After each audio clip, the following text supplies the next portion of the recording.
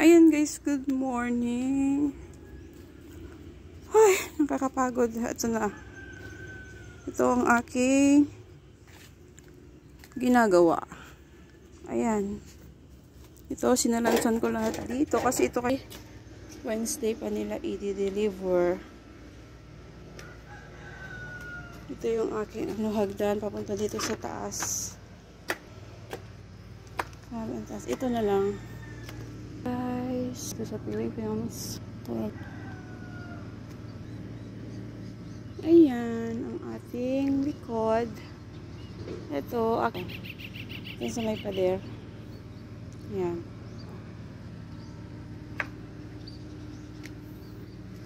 Ito yung ano ko. Pader. Then, ito yung aking. Ito lang yung aking ano. Ito. Space dito sa pagitan namin dito sa bahay na dito sa bahay sa kabila. Ayan guys. Ang init. Wala pa naman akong damit na dinala Pilipinas. Ayan guys. Ako ngayon. Akala ko makakapag-relax pag uwi ng Pilipinas. Hindi pala. Ayan guys. Salamat.